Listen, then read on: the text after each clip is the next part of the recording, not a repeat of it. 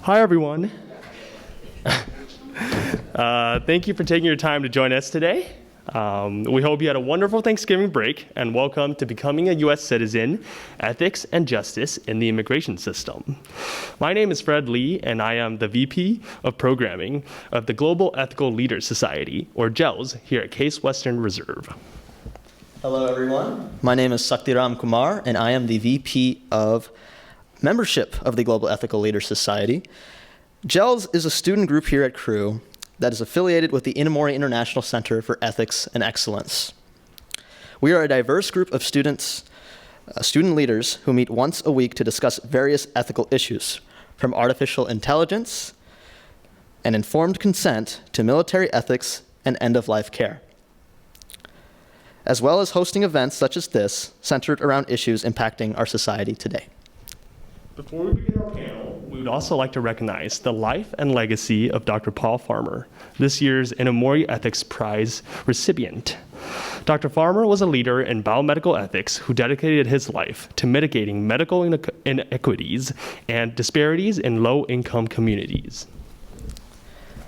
Even with his untimely passing last spring, his authentic compassion for humanity and global improvement in combating medical inequity continues to prevail through the collective impact of his nonprofit Partners in Health. We would also like to recognize Dr. Kazuo Inamori, whose generous donation along with the Inamori Foundation made the creation of the Inamori International Center for Ethics and Excellence possible. Dr. Inamori's dedication to ethical leadership is what made all of this possible tonight.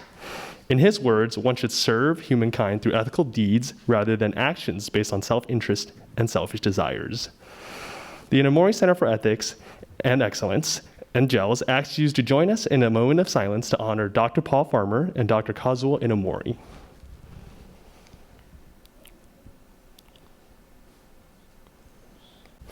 Thank you.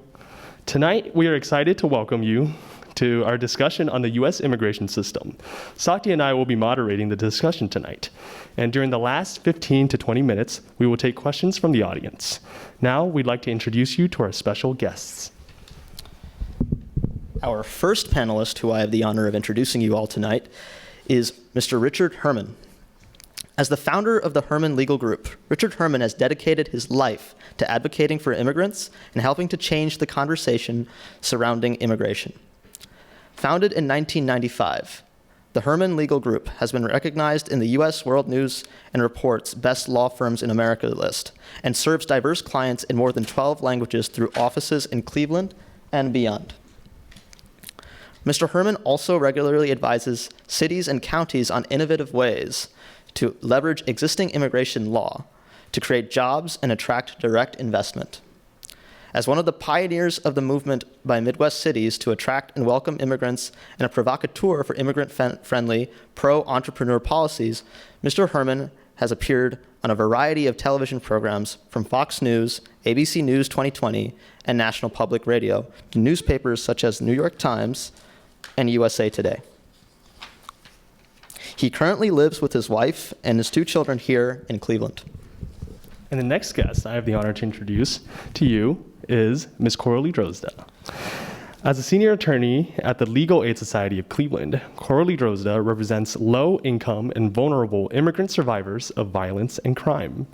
Her practice focuses on removal defense, asylum, and other forms of humanitarian-based immigration.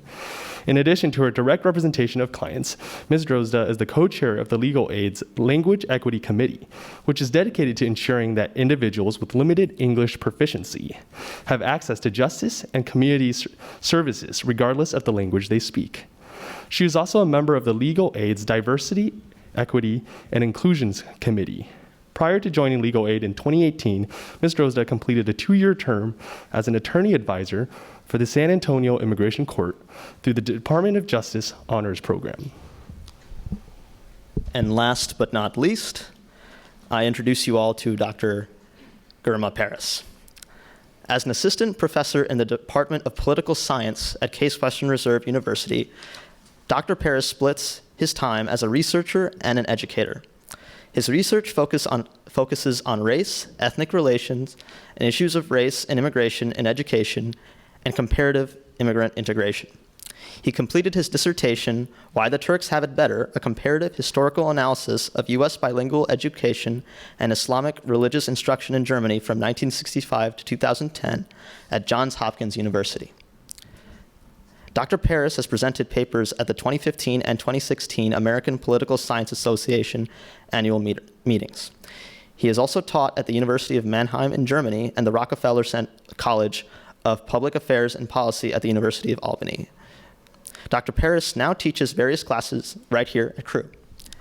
Now please join me in giving all of our amazing panelists a warm welcome.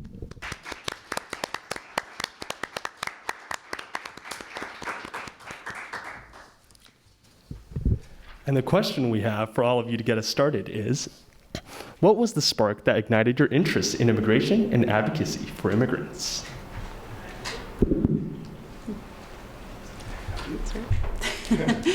I can start, sure. I don't have, I think, like a specific kind of light bulb moment. It was sort of more gradual, but I was just always interested in other languages growing up and learning about other cultures. And in law school, or I'm sorry, in college, I majored in international studies and Spanish and just really enjoyed the coursework and the experiences. I had the opportunity to study abroad.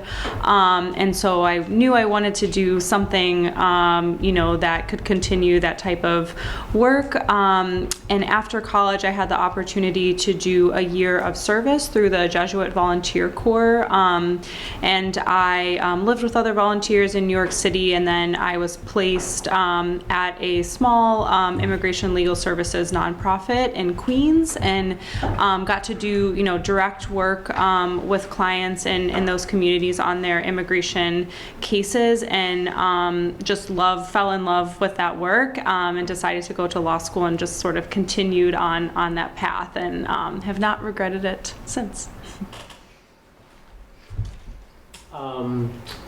Well, my parents are from Barbados, and because of that, I guess, I've always been interested in immigration, and I sort of look at the cross between immigration and race. My dad teaches at an HBCU, and he's always speaking to me about the divide between African Americans and the Caribbean population. And since then, I've seen that there's all these divides, but also just how immigrants are racialized. So I've always been very interested in that cross-section from my personal background and just what I've seen. Well, first of all, thanks for inviting me. I'm really proud to be a Case alum. I haven't been on campus for years, and I'm just so happy to see you guys out tonight in this beautiful university. When I was here in the 90s, it was great, but not as great as it is today, so you guys should be proud of that. I didn't choose immigration, and I'm not going to say it chose me, but it was kind of a confluence of events. I grew up in Geauga County, in the cornfields out, 30, 45 miles out of here. And I had a teacher come to me when I was in 7th grade, and he said, "You're a screwball." He said, "Take my class." I said, "What do you teach?" He goes, "Well, I'm from West Virginia, but I teach Russian." And I said, "Okay, that sounds like a good plan." He said, "But you got to give me at least a year." So I gave him a year, and I studied all throughout high school. I took Russian. And then the Soviet Union invaded Afghanistan at that time, and our school trip to Russia was canceled. Darn. I go to law school case, and my buddy sitting next to me in international business law was a lawyer from Minsk, and he was getting his master's in law. So we became drinking buddies. I don't know, no one drinks here. And he said, "Richard, the wall has fallen." And I said, "Really?" He said, "Yes, and Russia's going to succeed. It's going to enter the new economy, and it's going to be democratic, and we have natural resources, we're literate, we can't fail." And I said, "I'm in." And so I got on a plane and I moved to Russia for a couple of years. That's how I got involved in immigration law. I couldn't find a job in Moscow as a young lawyer, despite my case law degree. And I knocked on doors. I knocked on Russian law firms, Canadian law firms, Russian. They're like, what are you doing here? You're an American. You guys think you can just fall from the sky and start performing? He says, you know, we practice law with guns. And they weren't joking. And so I was running out of money, and I was almost out of money, and my buddy was a sports writer for the Moscow Times. He said, don't go home yet. I said, what's your solution? He said, put an ad in the newspaper. American lawyer looking for work. I said, well, that's one step above me holding a sign in the snow. I'll do it. I get a call from an American lawyer saying, let's meet on Red Square. And so we met at Red Square, McDonald's, which is no longer McDonald's. And he said, I found a way to make a business. And my business is helping Russian entrepreneurs move to America. And that's how I started. Thank you all for sharing those experiences with us. Obviously, the immigration process is a very complicated one, especially in the United States. And a lot of people don't really understand how difficult it can be to immigrate to this country. So my question to all of you is, what does the immigration process look like, and what's the usual timeline for people trying to get into this country? We were just chatting a bit about that before we got started. Yeah, and we can all chime in, but it's a very, very long and complicated process for sure. And I think it depends kind of on where the person is, whether they're already here in the United States or whether they're abroad. But typically when I'm talking to folks about this, I always start with, kind of that myth that you can just wait your turn in line, do it the right way. I think we've all heard of those, but the reality is that there are a very limited number of ways to have permanent legal status here in the United States, which is getting a green card. There are a variety of different temporary visas that can be very difficult to get, that will allow you to stay here for a limited period of time, that you have to renew and be eligible to renew them. But in reality, there are just a few different ways to get that green card status, and the only way you can become a U.S. citizen is if you first get the green card status, and just getting to that point, and then if you are eligible to have some type of application.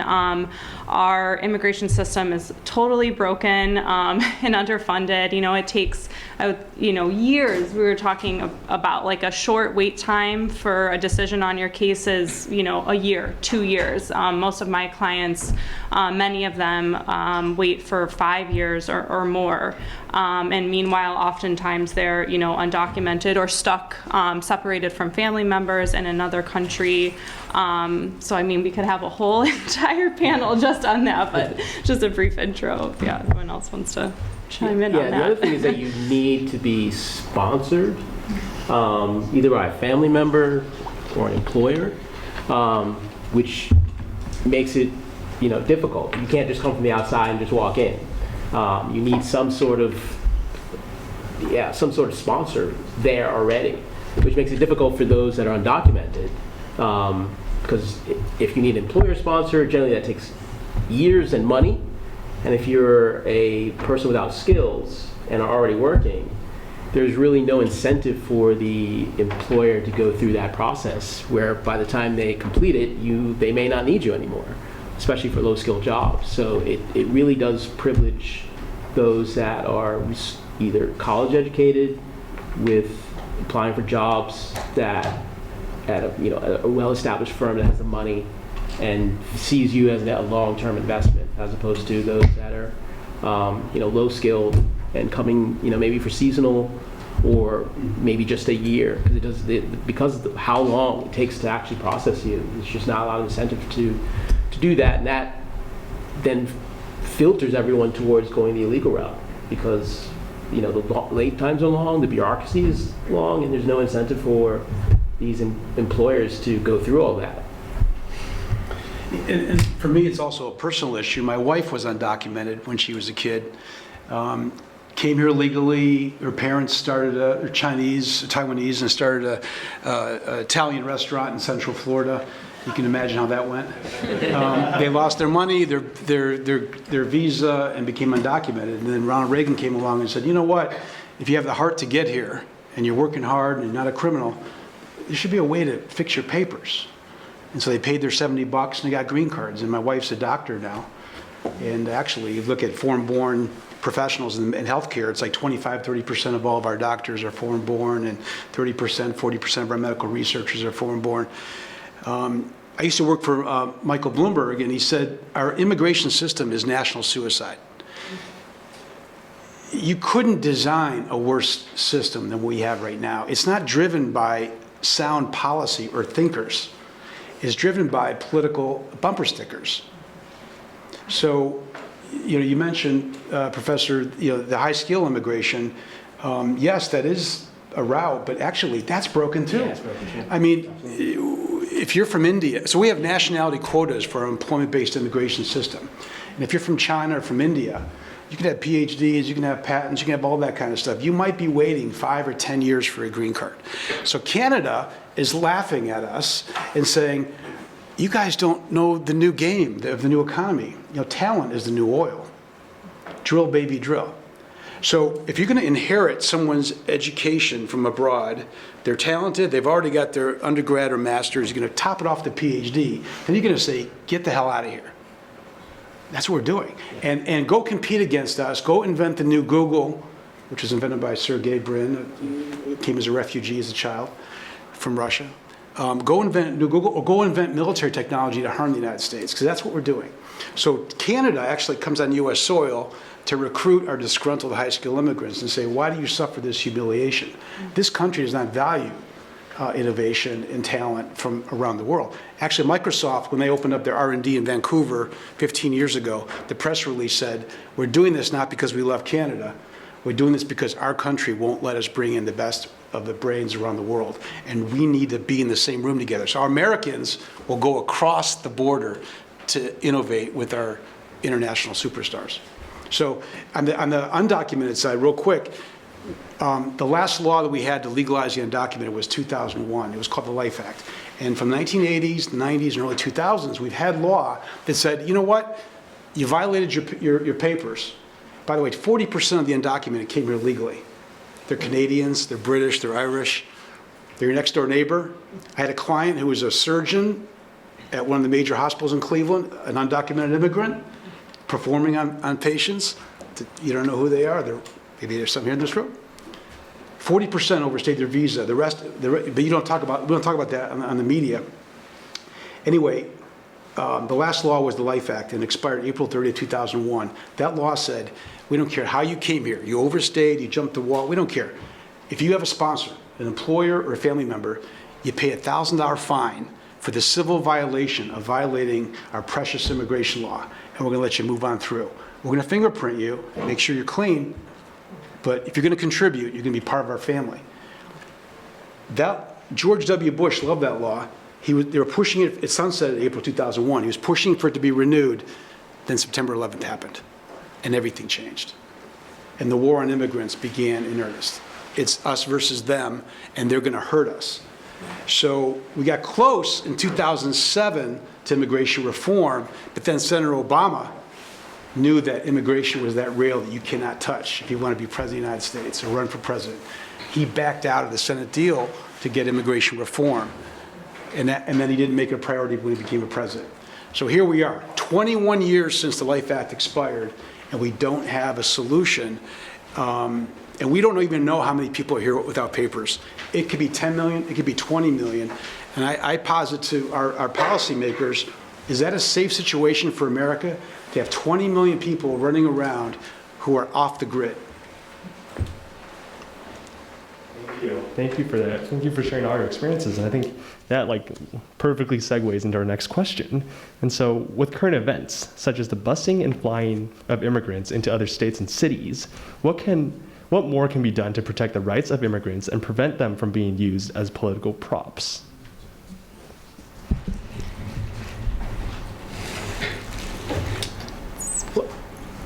I'm not sure what can be done to prevent it.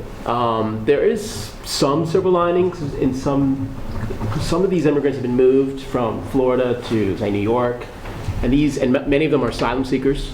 And these court systems in these states are more friendly to their cases.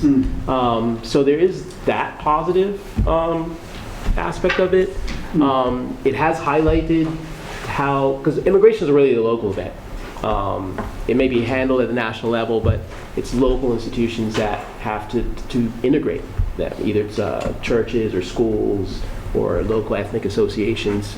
So it's highlighted how, in some sense, how these localities are strained, because once they've been sent to New York or Chicago, they have seen how it's, how strained the system is. But yeah, they're being used as props for political purposes.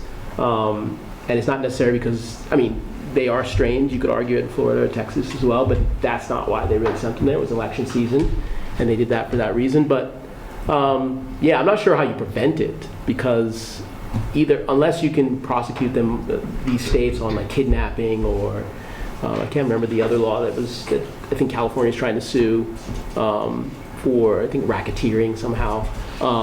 But I'm not sure how you prevent it.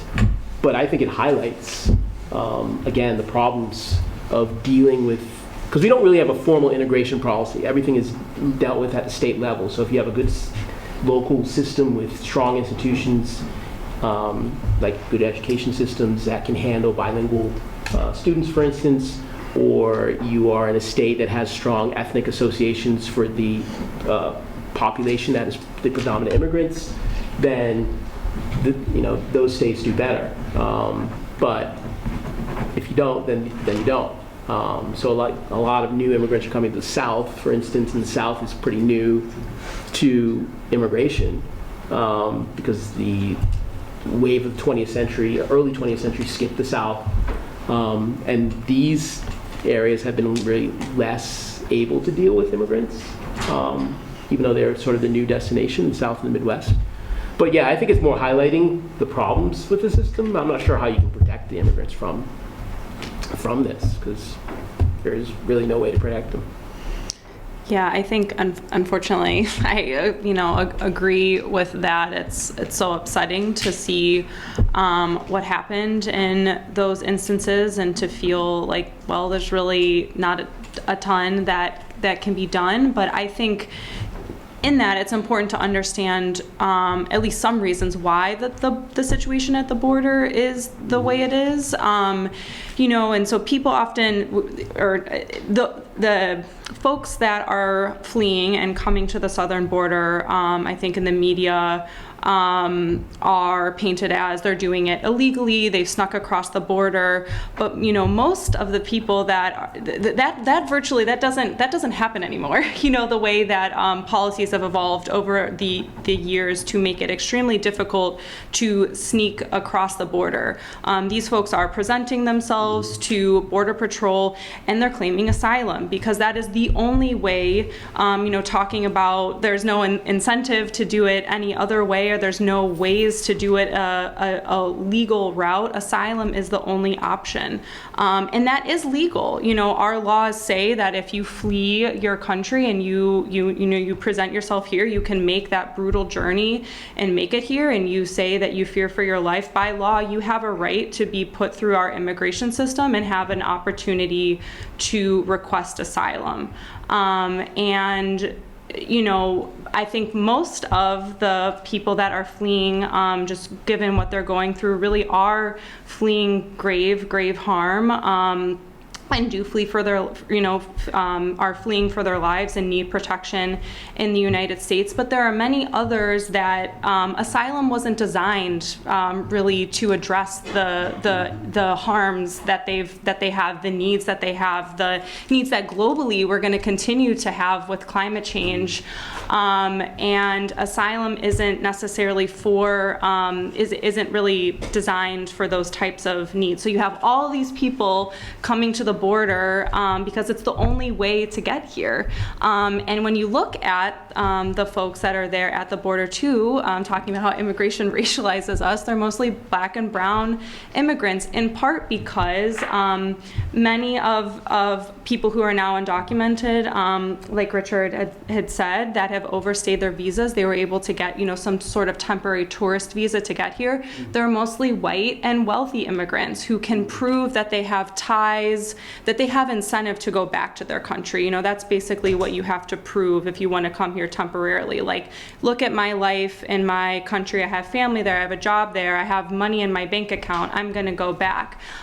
People from the global south, from Central South America, they don't often have that to prove. Maybe they'd like to just be able to come temporarily to visit family members or to, be able to work temporarily, but they can't get visas. They don't meet those requirements, and they don't have the money to do it. So you have this huge disparity of, folks who are at the border, and then you see the way that, they're politicized too, to meet political gains. And so I guess the short answer to that long explanation is, like, we need reform, to be able to protect the rights of immigrants, because the situation there is just ripe to be used for political gains, when it doesn't seem that anyone actually wants to talk about why we have this problem and to actually realistically work on solving it.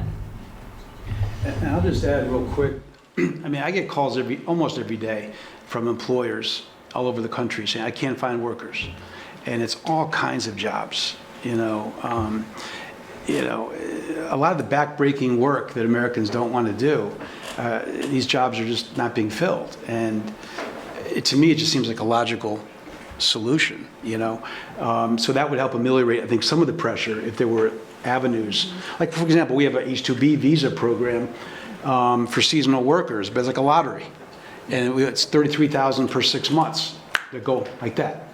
And then all of a sudden, the shrimp boat industry says, we need more. Or the East Coast vacation spots, we need more. Or the Trump hotels say, we need more.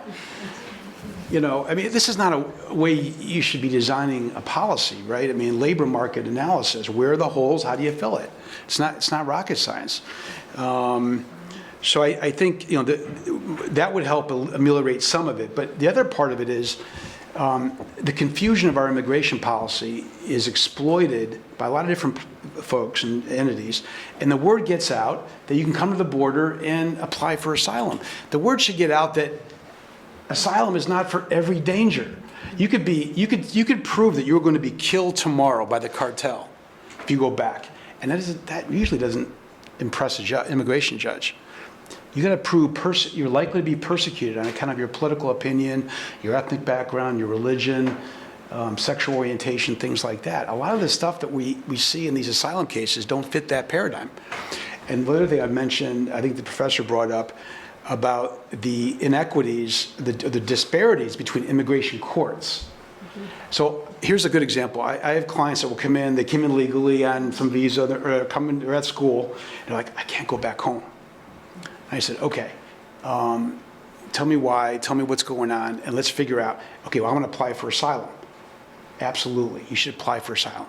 Don't do it here. Why? Because you're going to kill your case. It doesn't really matter where you apply at the U.S.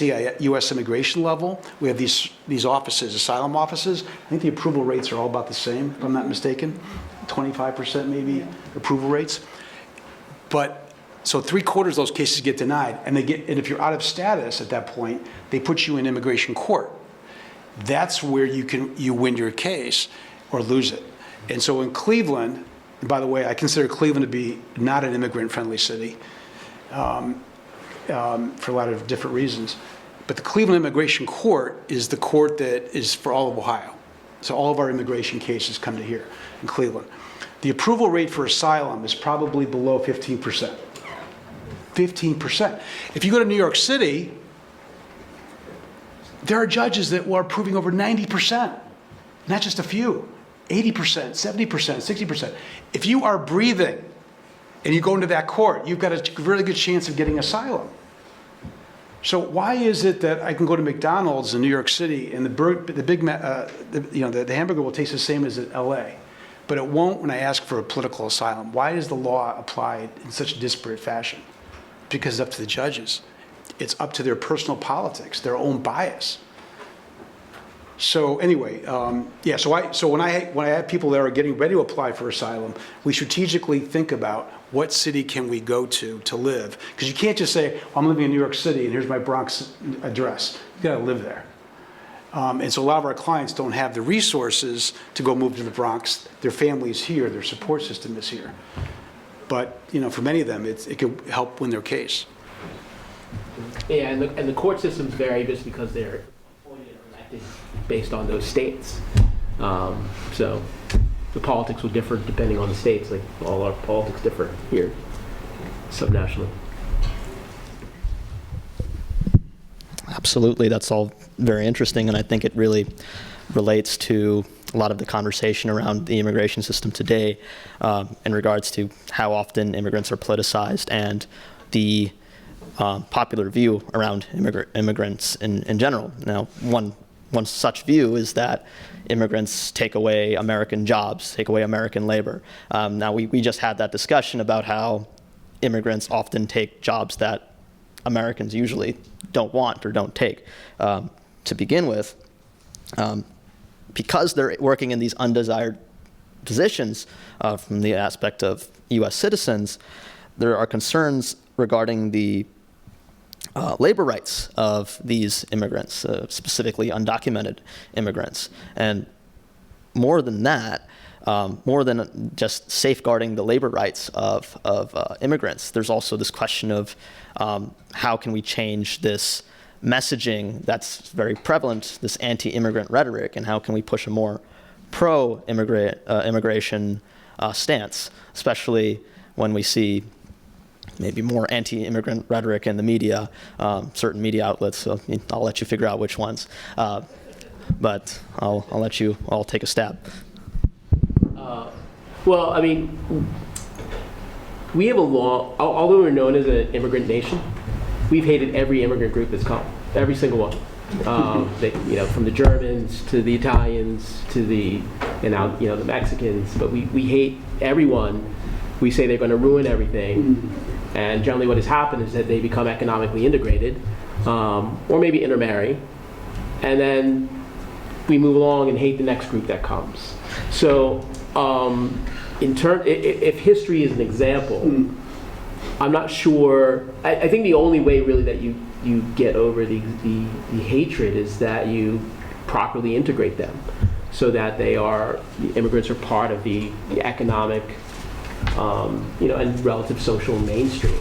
Like Italians, for instance, they were thought of as like the bottom of the immigrant barrel in the turn of the 20th century, but by the time you get to the middle of the 20th century, they weren't. I think the one difference, one difference with the new immigrants post-1960 is that the immigrants from the turn of the 20th century were from Southern and Eastern Europe, and originally they were not thought of as white. That was reserved for the Northwestern Europeans. And then through intermarriage and economic integration, by the time you get to the middle 20th century, you have this basic pan-ethnic whiteness. And the immigrants from the post-60s era have been mostly Asians, Africans, Caribbeans, and Latin Americans. And the question is whether or not they can integrate in the same way. And I don't think racially it's not going to be as easy to make them whatever. But economically, if they can be integrated economically, which is really about employment and the local economic system to which they're integrating to, that's to me the way that you can handle xenophobia. But I don't think there's some magic pill. I mean, you can do education. I'm big about like pop culture in various ways of softening, normalizing immigrant experiences. But I think it's if they're economically integrated, not seen as a drag or stealing somebody's job or problem for crime or whatever, then that's one way that you can bring immigrants into the mainstream and shield them somewhat from integration. But you know, the anti-Asian biases, even regardless of economic prospects, you know, does counter that. So I'm not really sure. You know, like I said, every immigrant group we've hated, and it's usually only through economic integration that we've sort of stopped hating them. Yeah, I completely agree with that. I think that it's really at a, you know, a sort of a local, very community oriented level, and these times when we're so divided and you know, segregated in our communities, that can be really difficult. And so I do think, you know, it's important for local governments, local communities to kind of, local organizations to take on that role to, you know, to have integration efforts. And I love your use of integration instead of assimilation. You know, notice that's a very important difference. I think that's often we talk about immigrants should assimilate, you know, meaning like when I hear that, I think like drop all of your practices, you know, your beliefs, and you assimilate into whatever our culture is here in the US, you know, often, which the sort of de facto is like white European culture. But we have so many cultures, and it's so different from community to community. So integration is much more about, you know, what are your backgrounds, your experiences, what do you bring to the community, and how can you, you know, work with other different groups in that community to improve the community overall. And I think that I've seen a lot more just in my work, different sort of national organizations that will do trainings on a variety of different things, but I've seen way more trainings than I have in the past on how folks like where I work at Cleveland Legal Aid or other community-based organizations can help to sort of spearhead those integration efforts. And so I think that's a really positive development, is that we're like talking about that more.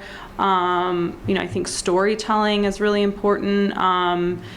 You know, working with immigrant communities to feel comfortable to tell their stories, and I think the power of storytelling can really help to bring people together, and we realize, you know, that we have a lot more in common than we do differences, which I know sounds cheesy, but it's very true. It really, I think, just takes those personal connections and maybe an organizing force to facilitate those. I agree with both those comments. Real quick, I was working on a writing project with Robert Smith, who works here at Case now. He was a Plain Dealer reporter at the time, and he was the diversity affairs reporter. And his wife is the first violinist in the Cleveland Orchestra.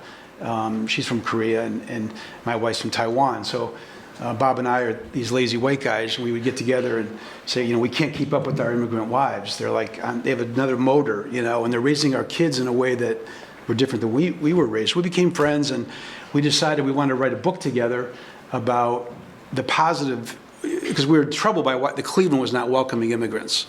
It welcomed the Eastern European to some degree, although there's always that pushback. But this wave of color, particularly Africans, Asians, Latinos, Arabs, there was a strong xenophobic stench in Cleveland. I still think it's here today. So we said, listen, let's write this story about, let's collect stories of immigrants creating jobs. And let's pull together the recent data on economic contributions. And we wanted to kind of catalyze this discussion of post-industrial cities embracing immigration as an economic development strategy. And the data was like mind-blowing. Immigrants are twice as likely to start a business than American-born. And that's true whether it's a little bodega, you know, or a landscaping company or Silicon Valley. Over half the companies in Silicon Valley were founded by immigrants. 40% of the Fortune 500 companies were founded by an immigrant or a child of an immigrant. So if you look at all those jobs, immigrants are twice as likely to have a patent than American-born. So I remember going to city council, testifying, and saying, listen, let's get on the train. Let's welcome this wave, because I had some Somali clients that were pushed out. They were trying to set up a taxi companies here. And the leadership said, no, we don't want them here. And the story that ran in New York Times at that time, it was 15 years ago, Hopkins International tickets Muslim drivers for praying outside their cabs. That was the message. And Cleveland wasn't troubled by that at all. That's kind of good. So I was testifying at City Council, and I said, let me drive the bus to Toronto. If you don't believe that a cold industrial city can benefit from immigration, let me show you Toronto. Toronto looked a lot like Cleveland, I'm told, 50 years ago. But something happened along the way of the forum. The world came into Toronto, and Toronto welcomed them. Toronto is now 50% foreign born. They have a real estate problem, too. They don't have empty houses. They have housing values going 4, 5, 10, 20 times what it was 10 years ago. And the native Toronto folks are saying, not a bad deal. So anyway, to me, there's a story to be told. And when we did this book, we went around the country interviewing the billionaires, the bodega owners, the immigrant chefs, the medical researchers from Nigeria, wherever. And the stories were all the same. They were all the same. And this about self-sacrifice, parents investing in their kids, wanting to make their parents proud, working their asses off, and wanting to make something. And I'll leave you with this. My daughter was Isabella was probably 3 or 4 years old when Bob and I were working on this book. And so my wife and I were talking about immigration all the time in the house, probably to the point where it was a little bit weird. And our daughter says, Daddy, what's an immigrant? And I said, well, how do you explain this to the Fox crowd at a three-year-old level? And I said, honey, immigrants are heroes. And it's like they're in an airplane and they're going to jump out and they're going to try to build the parachute on the way down. And they're doing that for their kids. Now, she didn't understand that, but I'm not sure I do either.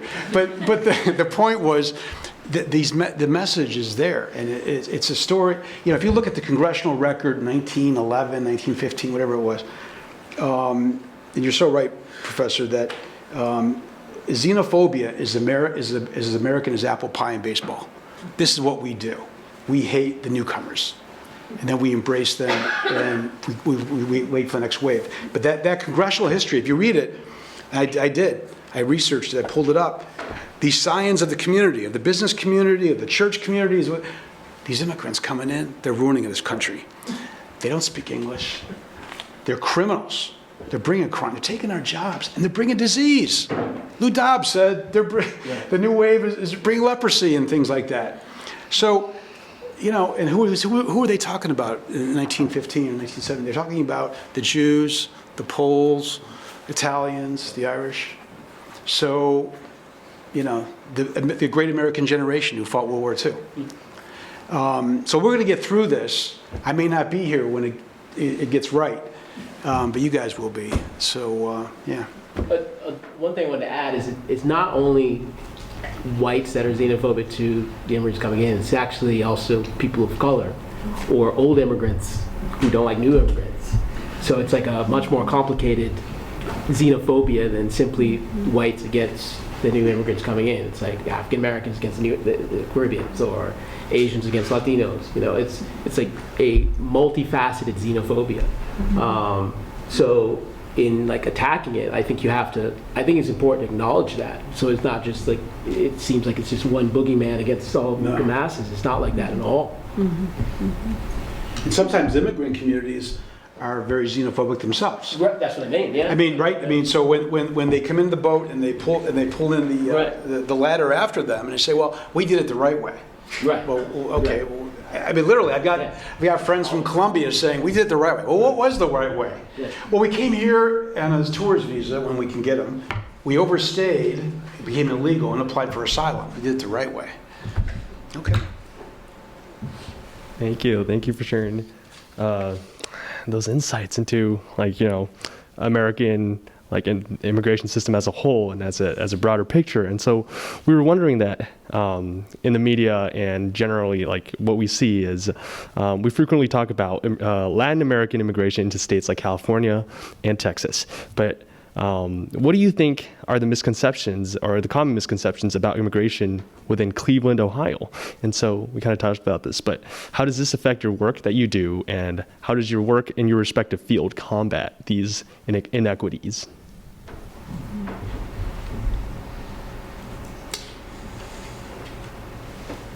Well, I mean, my work focuses on bilingual education at the state level, and bilingual teaching immigrants English is probably one of the more important aspects of immigrant integration. But the capacities to do that vary at the state level, so that's the thing I was referring. One of the things I was referring to before, and it says depends on where you go as an immigrant, what kind of services you're going to receive. And since we don't have a truly formal integration policy, it's really about what job you get. Does that job help you? Are there voluntary associations there to aid you in the process of naturalization? And then is the school system, which is what I look at, equipped? Do they have trained bilingual teachers? Do they fund these programs well enough that they can actually provide not just a 2-year bilingual education program, but a 5 to 7 year bilingual education program? And all these are really dependent on how invested that locality or state is in funding these things, or if there are voluntary associations that are well equipped and organized that can do so. And with Cleveland, I mean, I don't really do work in Cleveland, but I know, like, with the rejection of immigrants coming here, I mean, that was again, like I said, that was the African American community saying we don't want immigrants here, even though immigrants would help revitalize the city by bringing in, jobs and employment and, entrepreneurship, and all this would benefit everybody. But to me, it's about educating kind of everybody that immigrants aren't going to steal from you. And I can see why. I mean, there's a long history of African Americans being threatened by immigration, and some rightfully so. Like the turn of the century immigrants were always preferred over African Americans when they were migrating north during the Great Migration. So there's a history for that resentment that is real. But like rejecting them from here was probably horribly self-destructive, because the city is aging and there's a depopulation in Cleveland. And the cities that are vibrant are the ones that have immigrants. So it's really understanding that people aren't coming to take, which is it's like you said, as American as apple pie, but they're coming to revitalize. And I think that's a multi-form educational effort to get people to understand that. You can't just tell people, you can't just yell at people. You kind of have to see where they're coming from and speak with them, or get them to see things for what they are, instead of these kind of straw man stereotypes. Next, Richard. I don't want you to have to keep going. Sorry. Well, yeah, I'm sorry. So, I used to love reading about this, like what makes a city immigrant friendly. And then I got so depressed reading these things because I didn't see it outside my window. I had one billionaire in town, I won't tell you who, called me up and said, "Shut the F up. Stop talking about immigration in Cleveland. You're going to create a race war." So I think he had visions of Huff on fire in the 1960s. Rather than saying, why don't we build those new relationships in a way that's not threatening, because the data is not going to sell anybody. Yeah. It's about building these relationships and trust, which I think is happening in other cities, but they're not willing to buy it here. But I think immigrant-friendly cities have a lot of common characteristics, and even to us Rust Belt cities now. I'm not talking about cities that have a huge percentage of immigrants. We're only 5% foreign-born in Cleveland. The national average is probably 12 or 13%. Cities that are economically popping are 20, 25% or higher. So we're very low immigrant population. But I think a lot of them have things like an immigrant welcome center. coalition where one place where you can go for your ESL and you get resource referrals and all this kind of stuff. By the way, most of those that are effective, I think, are in City Hall. In Boston, I don't know if it still is, but it was Mayor Menino when he was the mayor. I went to visit. He goes, I want that office in City Hall right next to me. You know, and I was there for Christmas time. He goes, are you coming to the party for Christmas? I said, what party? We're having a diversity party. I said, that sounds like a great idea. So I think that's, you know, and then once you start to say, I want to become an immigrant-friendly city, you start to see all these different policies that can come out. For example, IDs. A city ID. If the feds don't want to give us an ID or a driver's license, maybe the city can. And that can at least get us into the library. And I think it's a formal acknowledgement that you're part of us. We don't care about your papers. You're a member of our community. Again, if you start digging, you start really seeing the layers of the onion. You could be the Chamber of Commerce, and you could say, I want Congress to push for immigrant-friendly destinations to reboot economically deprived cities. What does that mean? Well, we have a H-1B visa for professional workers. Remember those techies I was talking about in Silicon Valley? They're leaving for Canada. We have this lottery system. There's only 85,000 of these visas per year. So Facebook, Microsoft, they're all vying for these. It's a lottery. And the lottery, the visas go instantaneously. Hundreds of thousands of people apply within a week span. They're gone. So why don't we create a situation where if you move your company into Cleveland or Detroit, you can get relief from the lottery. You don't need the lottery to hire those folks if you co-locate those jobs here. Because right now, Microsoft and those other companies are setting up those jobs over the border in Canada. It's called nearshoring. Do it in Cleveland. Create jobs and revenue here, right? We have investment green cards. If you invest money in economically deprived areas and create 10 jobs, you get green cards. We don't really hear too much about that. I was advocating for that use in Huff, you know, in our inner city areas. You don't hear about that. So, again, I think if you ask the question, do you want to be an immigrant-friendly city, you're going to see all these discussions roll out. And the problem with Cleveland is we haven't asked that question yet. Yeah, and I could just add briefly, I think, you know, in my work, just misperceptions about immigration to Cleveland, I think just sort of generally speaking, I see a lot of the same misperceptions that we see nationally, just in terms of how our immigration system works and immigrants that are here, you know, why they're here and how they got here and all of those things that we've already covered. But I think another thing I've seen is that we don't have any immigrants here. You know, we have talked about how, you know, Cleveland could definitely be more immigrant friendly. But I think a lot of people are surprised to learn that my clients are not just from Mexico and Central America, but from many, many different countries. And I think what I see is, you know, the work that I do at Cleveland Legal Aid and my colleagues is, you know, working with our clients to bring stability and security to their lives so that they can integrate more into the community and sort of dispel some of those misperceptions and contribute and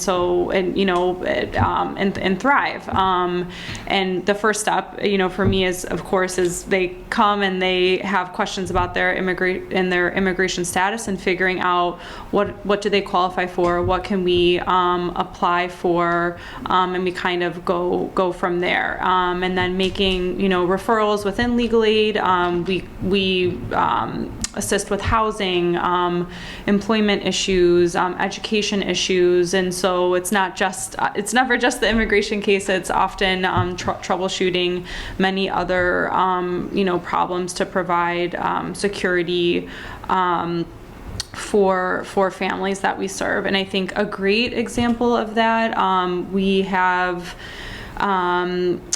for the past, I don't know, six months or so, we received a grant to provide immigration legal services to Afghans who've been resettled here that fled Afghanistan in August of 2021 after the U.S. forces withdrew, and around 1,000 Afghans have been resettled here in Cleveland, and Legal Aid and Catholic Charities together were handling the legal cases for all of those families, and so that I think has just been a great example of, connecting them with resources. And I've never worked with a population that has literally been just more new. Like everything is new. They know nothing here. And so it's been, I think, a really great experience to, welcome them to Cleveland and try to, step by step. It will take many, many, many years, but to integrate them into our, community. And I think that will be a really, positive contribution to Cleveland in years to come, hopefully.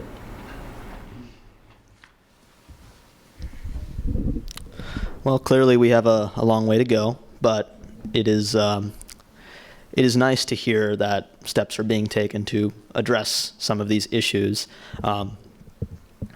regardless of how impossible they may seem to address initially.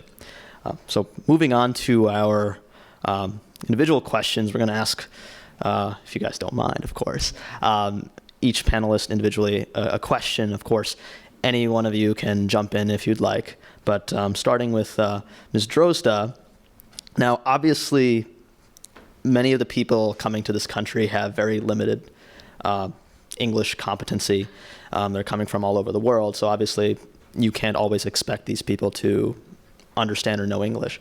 So my question is then, how can the immigration process be changed so that those of limited English competency can be more adequately represented and supported throughout the immigration process? That's a great question. Definitely a huge need. First of all, none of the immigration applications are in any languages other than English, which is crazy. How can you fill something out that's very complicated in English if you're an immigrant who has just arrived here? And just to kind of illustrate that, I think the best example of that is I occasionally represent folks who are in removal proceedings and are in detention. So they're in civil immigration detention, and sometimes for a variety of reasons have to stay in detention during their entire removal proceedings. I don't always, provide full-on representation, but try to help them through that process. They're, extremely isolated. They don't have, a lot of access to or funds available to have people to help them do that. They don't have a very basic library with limited time to be able to do that. And it's here's this, 15-page asylum application form that requires narrative answers. How is someone supposed to do that? So sometimes we've had cases that we've gotten because someone tried to represent themselves in immigration court and filled out the form as best they could in their native language, and the immigration judge is no, you have to fill this out in English. The question is, how do I do that? I don't know, figure it out. So I guess step one would be, there should be forms available in languages, and the immigration court, the system, the other immigration agencies should accept those and use their resources to have those translated. It's all on the applicant to translate all of their documents into English, to submit everything in English, and that's extremely difficult to do if you don't have an attorney.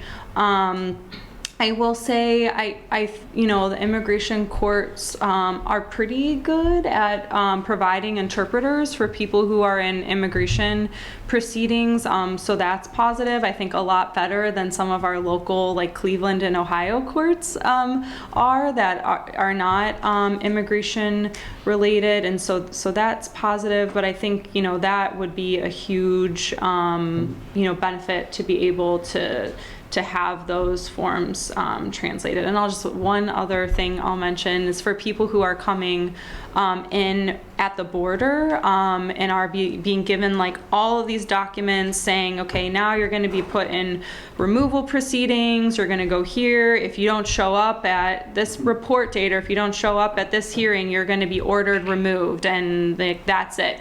All this is in English, and you know, sometimes the form will say like, oh, this was read to this person in Spanish, but it's never by, I mean, I'm pretty confident, it's never by a qualified interpreter. It's just whatever the border official, maybe they can speak Spanish, but if it's another language, they don't have officers who, you know, speak the many other languages of people who are coming in. So much better language access, you know, at the border would be a huge step in the right direction. Awesome. Thank you. So another question that we had, and this one's for Professor Parris. And so we mentioned immigrant integration. And so how does immigrant immigration balance the preservation of unique cultures while encouraging and bringing immigrants into American society? So how do we find that equilibrium, or how do we find that balance where we can adequately support these immigrants? Thank you. Yeah, it's a good question. I think the fact that we don't have a formal integration process sort of almost creates a balance. So the thing that we do push is that we push immigrants to learn English, and then generally their integration happens through their job. But the other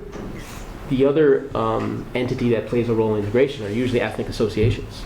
Generally, immigrants integrate through their communities, whether it's like ethnic association or family. And I think that creates actually a fairly decent balance. The real key is that if, in terms of integrating economically, that they're not segmented into these jobs that are low skilled and have only immigrants where they kind of stay there. If there's a way, maybe not that generation, but the next generation through education, that they can then move on to higher types of employment that are more, that have a wider variety of persons. Because generally when immigrants come, they come to like some sort of economic immigrant enclave through a job.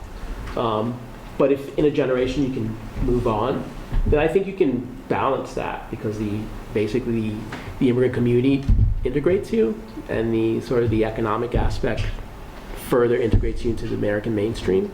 I think you can score that balance that way. I don't think you have to actually really do anything, as long as there's not, as you were mentioning, the assimilation. So in like the early 20th century, we were forcing assimilation onto immigrants because they were seen in the early 20th century as a danger. Right after World War I, there was this backlash against immigrants and that they need to be Americanized. But we've kind of moved away from that. And it's really much more on the ethnic communities. And so if you can balance the economic while still integrating through the ethnic community, I think you can score a nice balance. All right, so our last question is for you, Mr. Herman, and it relates to something that a lot of students, especially international students, have to deal with, and that's the student visa process. So the question in particular is, how does the student visa process compare with someone seeking employment in the United States?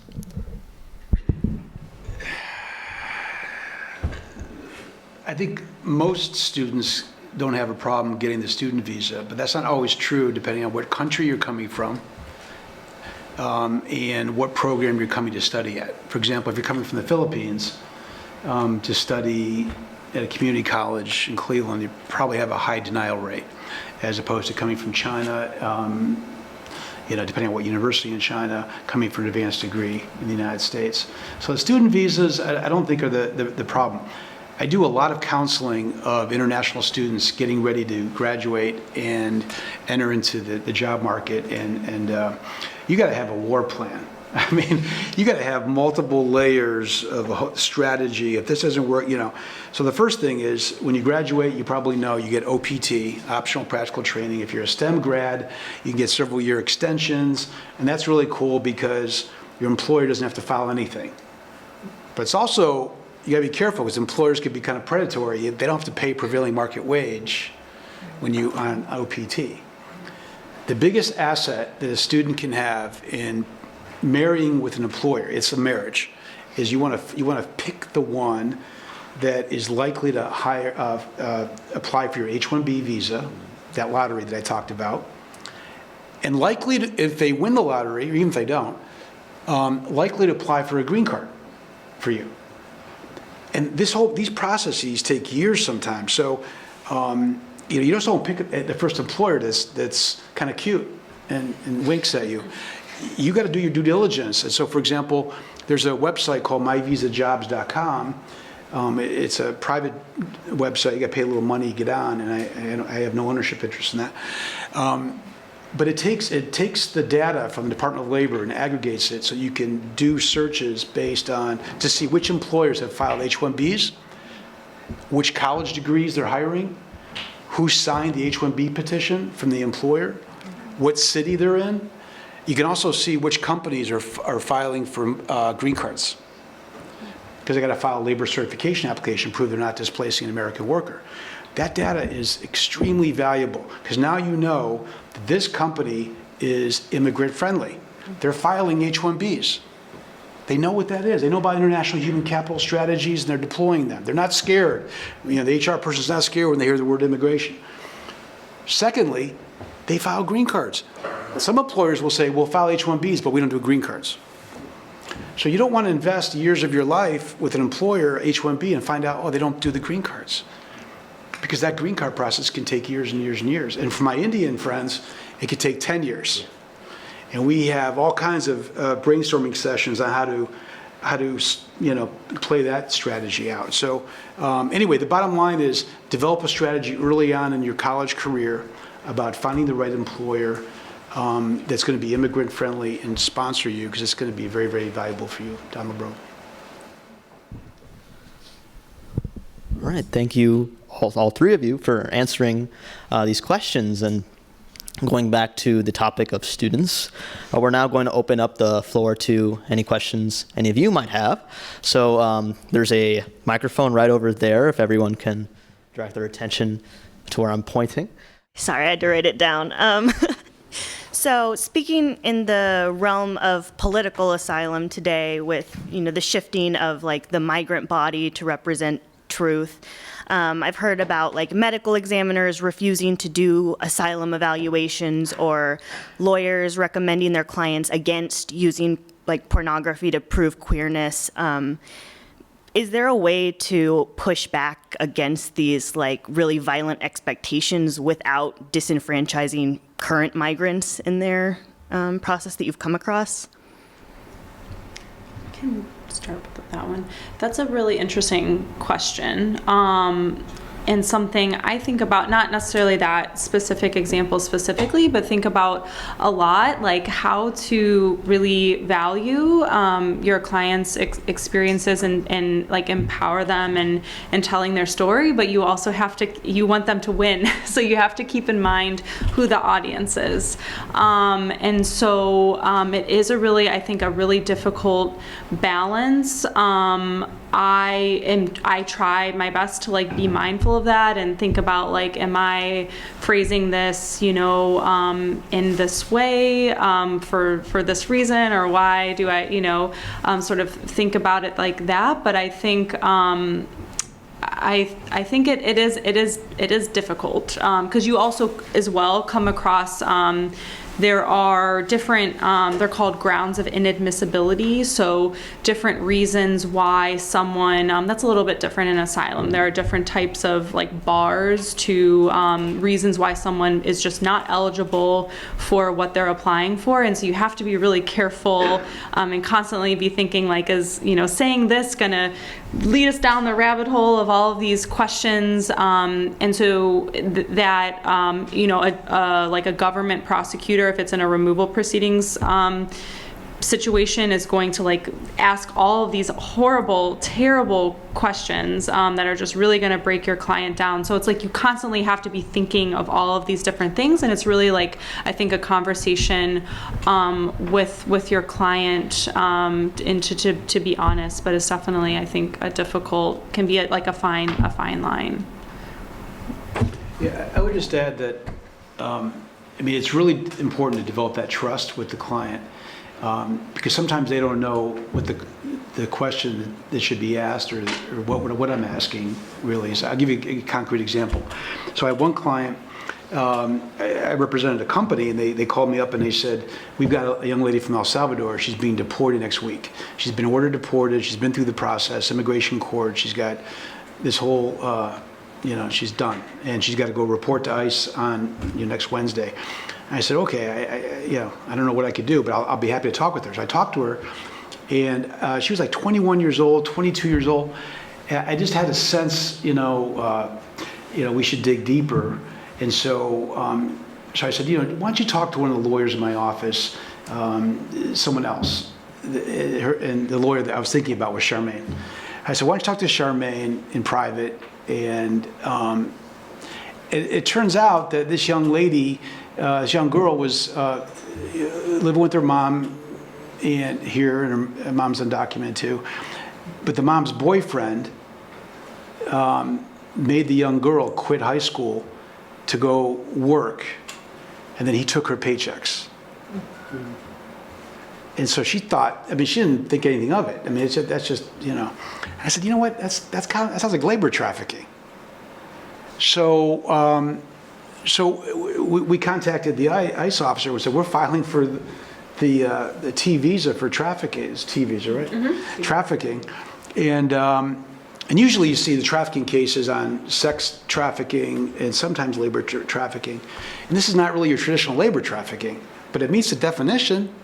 So the ICE officer says, well, let's meet at McDonald's. Again, at McDonald's, I don't know why everybody wants that Big Mac. So we meet at McDonald's, kind of a weird place to meet. And he's like, are you sure? I said, yeah. One of the lawyers wasn't me. And he said, yeah, we're sure. We're going to file this. Okay, I'll give you some time to explore. We ended up winning that case. So, I have a lot of LGBT clients. They're applying for asylum. Sexual orientation-based case. I remember when Janet Reno was the Attorney General, and sexual orientation became a grounds for asylum. It was like really historic, and we started doing cases. And it's just a matter of trying to develop trust and a dialogue with your client, because they may not even tell their lawyer what's really happening, mm-hmm. and you got to really kind of get it out, and then you make the judgment call: is it going to help or hurt the case? I'll just add really briefly as well. I think another thing too is it's really important to educate the adjudicator. So I'm thinking of a case now. It's a woman in removal proceedings. She identifies as lesbian, but we have kind of like a multifaceted claim, because people are complicated. Not everyone fits into one hole and like one little box. And an immigration judge, and I know who this judge is. It is a white man. I think would very much like for it to be, fit into this one box. But we have, a domestic violence-based claim. She was with a male partner that she has children with, and so I'm already thinking like this is going to be a tough case, but she needs to tell her story, and so we're going to just have to educate the judge, and you do the best that you can, and while valuing your client's experiences and making sure she has the chance to request the relief that she deserves. And sorry, I had one more quick just sub part of that. Again, with like research and evidence into like nowadays with like necropolitics and violence and waiting, do you think there's realistically a lot of value in beyond just a research sense in applying these experiential evidences in like a system of doubt? I'm not sure I understand your question. Just given that the whole political asylum system is all based on realistically like doubting and trying to find flaw. Now there's research saying, well, the system is bad for migrants. It puts them in these bad positions. Their existence is, they're being like taunted with this spot between like life and death. But it's all really experiential. And I guess if they were not believing migrants already, is this like experiential evidence really doing much? I don't know. I'm not sure how to answer that question. Yeah, I don't know. I mean, I'll just add, I mean, the asylum like process is definitely, it's like brutal, you're really put through the ringer, and our entire immigration system is like, yeah, definitely not, does not have trauma in mind or really anything like that. And I think we're constantly fighting against that. So I think it comes down to storytelling. So a good lawyer is a good storyteller. And you got to know your audience, or like Sun Tzu, know your enemy. And you got to be able to give them the opportunity, give them the hook that say, okay, now I see that the facts meet the law meets the facts, and I can improve it. So the first thing you got to do is get the story out of the client, and that's not always easy, because for a lot of things, they may have trauma, they may have language or cultural issues, trust issues. So getting the story out. So usually I ask them to say, write it down, please. And don't worry about grammar. You don't have to be Dostoevsky. Just give me the story. And if you can't write it, can someone help you write it? Or maybe we can help you write it in your language. We'll translate it. So get the story. Once we have the story, then we can start seeing the case kind of materialize. For example, not a lot of clients have the resources for this, but I love to get expert witnesses. Country experts like, I don't know, I mean, if we can find a PhD, now we know another one here, a PhD, who is an expert on this one issue, we'll go to him or her and say, hey, we've got somebody, can you evaluate the case and issue an expert opinion? In my humble opinion, based on my research and evaluation of this case, this person will suffer persecution. And persecution is a legal term. So that's what the judge is looking for. Are we hitting the legal notes? If the person suffered trauma, have we documented the trauma? If it's physical, injury, do we have medical reports? If it's psychological injury, can we afford a forensic psychologist report, or at least some other type of medical professional to evaluate trauma? Judges appreciate that. I think you mentioned people that are detained. Only 10% of detainees have counsel. 10%, 90% don't have lawyers.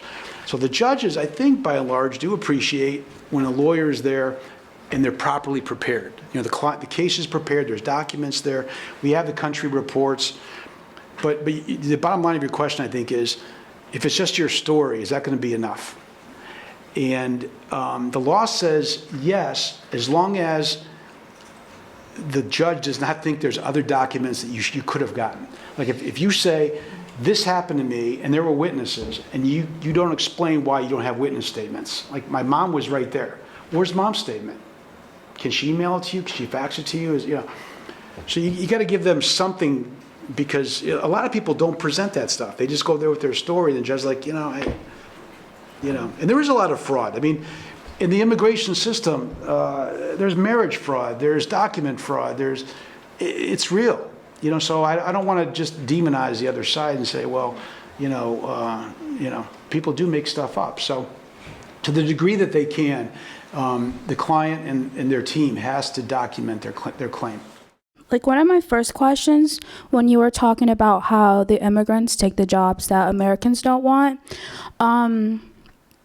my problem with that, my problem with that is because me and my mother are refugees, but like my brother and sister were born here, and pretty much like my mother's accepted like the jobs that she like works are the jobs that like Americans don't really want to, and like those are the places where there's like a lot of like hiring and stuff, but then also there's also like a lot of dangers in those jobs, and the payments are also like the salaries, they're not up to par with how hard those jobs are. And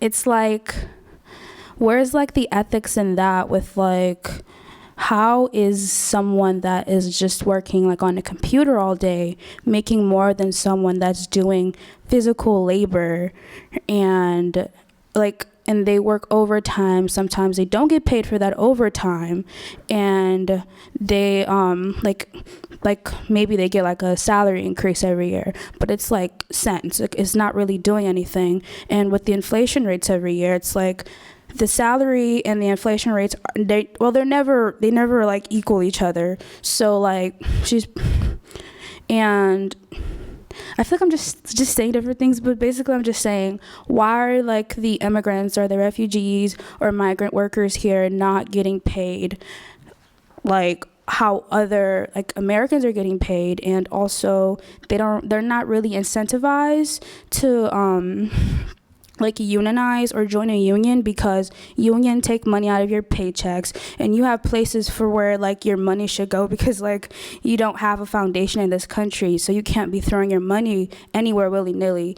And also we're not really like, we don't really take out loans or anything, because it's like we see what it does to other people. So it's like we're not really incentivized to do what the government says, oh, do this, apply for this. It's like, no, because like we know that the American government will always find a way to like get their money back. If it's like, oh, if you apply for welfare, then they'll just take that much money out of like your next income taxes. And it's always somehow to get you like trapped in this thing. So it's like, why isn't there like a good system for like immigrants to just like set a foundation in this country? I mean, I would say that you need to unionize, and that unionization shouldn't be seen as wasting money. That unionization and collectively organizing is the way that you is the way that you can have collective leverage to raise your salaries. Because the industry does not want to pay you. Industries don't want to pay anybody. If they can get away with it, they're going to have, I mean, the idea is profit, is that you produce something with the least cost. That would be exploiting your labor as much as possible. It sounds Marxist, but yeah, whatever. So I would say that it would be unionization. That unionization is not a waste of money. That is actually a long, relatively, I mean, not maybe long term, but an investment in boosting your income. Because as an individual, and especially as an immigrant, you don't have any leverage. You're seen as at the bottom. And the only way that you can get good wages is through unionization. I mean, that's from the Franklin Delano Roosevelt era. Those unions were all immigrants, but that was a focus of the Democratic Party at that time, of collectively organizing labor so that they could have leverage against what we're seen as exploitive industry. So I would say unionization is the route to go. That's the only way, because you're not going to incentivize the employers to pay, because they just won't. I think it's the problem with capitalism. Yeah. I would also add that keeping the status quo on undocumented immigration is a boon for a lot of employers. I have people calling me saying, well, I got injured at work, but I don't want to make a workers' comp claim because I'm undocumented. So you talk about, doing dangerous jobs and things like that. So, we got to bring people out of the shadows. And like, for example, we have a system called E-Verify. Employers can now volunteer to go into the system, be registered with the federal government, so we can verify every worker's ability to be here lawfully and work. It's so simple, but it's voluntary. Why is it voluntary? Because the politicians and the companies don't want to be required to sign up. Because right now, if you go to apply for a job and you're undocumented, you may have a fake green card. It looks real, And under the law, all the employer's got to do is look at it and go, looks real. And that's it. Are you kidding me? In this day of technology, we can't run that document through a system and verify? We don't want to know. We don't want to know. By the way, when ICE, Immigration Customs Enforcement, the immigration police come in for a raid of an employer, which they usually don't do nowadays, the biggest fines that I see from the employer to the employers are for not having their I-9s filled out. That little small form that everyone fills out, including Americans, when you get a job. The biggest fines are not for hiring undocumented immigrants. The biggest fines are for not filling out that crappy little piece of paper for Americans. Big fines, thousands and thousands of dollars. Also, I have a question about, I forget which one of you spoke on it, but about the translating issues that like if it's not Spanish or English, it's like it's over for you. But like also would like to add on how like some languages that are spoken, like, well, not some, well, I don't know, well, like if it's not like standardized language that's like they like learned in school, then what they're speaking and writing and like reading or whatever is not just like purely that language. Like for instance, like in like my culture, like some of our languages, it's like a mixture of other languages. And I know that when my mother used to get translators, they would give her like a translator that only knew like the base language and everything in that language, but it wasn't really culturally our language. And they never allowed me to translate for her because they said, oh, she's a child, she can't translate for you. And it would just be difficult for her because also the people, they didn't really want to listen to her because they'll be like, oh, we can't understand you. But she was responding to everything they were saying. They just were being ignorant because of like, oh, her accent was different. So they wanted to act like they did not understand what she was saying. But it was very clear what she was saying. And it was just like taunting her because she wasn't like saying it in their accent. And I was there and they like rejected to use me because they said I was a child. So it's like, if you can't use like your relative or like your kid to translate for you, then like, how are you gonna get like a translator that will like perfectly try to tell the other person what you're saying? Bring up a really important problem. I think just in terms of using family members as interpreters, it is not best practice to do that. Because depending on the circumstance, you're not like an interpreter should be a neutral person who's just there to be able to basically take the place of the person who's speaking the other language and just convey that directly. And there might be things depending on the situations that your mom might have not felt comfortable you having to be able to interpret that for her because we are close to our family members, and sometimes it's much easier to say difficult things to someone that you don't know who has like no connection to you than the people that you care about the most. So I'm someone who with clients or in other situations always discourage family members being used as interpreters, especially children for that reason. But I can say at least in our work, if we know that there's like a specific dialect of a language or that's spoken in one part of the country, or Spanish, for example, is very different between the Dominican Republic and Mexico. We really try to find an interpreter that speaks that specific dialect, and I often, if I'm going to use this interpreter for like an important interview, have my client talk with the interpreter ahead of time and practice to make sure that they understand each other. And sometimes we do change, but in a context where it's like you're not working with your attorney or someone who's willing to search and find that perfect interpreter, it is a huge problem. I completely agree, and that you are at a disadvantage. So that that's really frustrating, really difficult, for sure. So thank you again to our amazing panelists for taking the time to come out and talking with us about these issues. And there are many different avenues toward solutions to improve our immigration system and to achieve a more equitable society that incorporates existing solutions that have been highlighted here, as well as emergent policies. I've been waiting to do that all night, so. All right. So with that, this panel discussion is now closed. The Global Ethical Leaders Society would like to give some thanks to our advisor, Beth Tricasa, for all that she's done.